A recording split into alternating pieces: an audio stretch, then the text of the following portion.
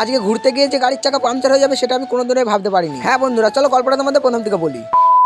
সকালবেলা ঘুম থেকে উঠে বাড়ি থেকে বেরোতেই বন্ধু বলে যে বন্ধুর বাবার গাড়িটা নিয়ে ঘুরতে যাবে। এই জন্যই আমরা বন্ধুর বাবার বিএমডাব্লিউটা নিয়ে বেরোবো এখন ঘুরতে যাওয়ার জন্য। সব বন্ধুদেরকে ফোন করে ডাকার পরে আমরা চলে গেলাম ঘুরতে যাওয়ার জন্য। আর আমরা কোথায় যাবো কিন্তু বাড়ি থেকে ঠিক করে বেরোইনি, রাস্তার মাঝখানে ঠিক করছি যে কোথায় আমরা ঘুরতে যাবো। আর আমার পাশে বসেছিল ড্রাইভার মশাই। তো আমরা এখন ডিসাইড করিনি যে আমরা কোথায় যাবো, সেই জন্য আমরা আসলাম বাইপাসের দিকে ঘুরতে। আর সময়টা ছিল সব বন্ধুরা মিলে একসঙ্গে ছিলাম, আর মজা তো হবে। বেশ কিছুক্ষণ তোমাদের সাথে বকবক করতে করতে পৌঁছে গেলাম আমাদের ডেস্টিনেশন। যখন আমরা লোকেশনে গিয়ে পৌঁছলাম তখন আমাদের গাড়ির টায়ার থেকে কেমন একটা পাঞ্চারের মতন আওয়াজ আসলো। সেই জন্যই আমি গাড়ি থেকে নেমে টায়ারটা চেক করলাম, দেখলাম ঠিকঠাকই আছে। আমরা এসেছিলাম কালীপুরের মিষ্টির দোকানে, কারণ আমরা এখানে বিখ্যাত দই খাবো। আর দোকানে ঢুকতে কত রকম মিষ্টি আমার চোখে পড়লো, দেখে তো পুরো খিদে পেয়ে গেছে। আর আমি একে যেহেতু দই আনার টাকা দিয়েছিলাম, এই দই এনে রেডি হয়ে গেছে। সেই জন্য আমরা ঝটপট গাড়িতে উঠে বাড়ি আসার জন্য রেডি হতে থাকলাম। পাড়াতে এসে দইয়ের প্যাকেটটা সবাইকে দিয়ে দিলাম খাওয়ার জন্য। আমিও আমার ভাগের দইয়ের গ্লাসটা নিয়ে আনবক্সিং করা শুরু করে দিলাম। আর তোমরা তো দেখতেই পাচ্ছ দইটা কতটা লোভনীয়। আর তোমরা কে কে কালীপুরের দই খেয়েছো কমেন্টে বলো। আরে দাঁড়াও দাঁড়াও, অত তাড়াহুড়ো কিসের, আগে দইটা খেয়ে রিভিউ দিই, তারপরে আমার রিলসটা স্ক্রল করো।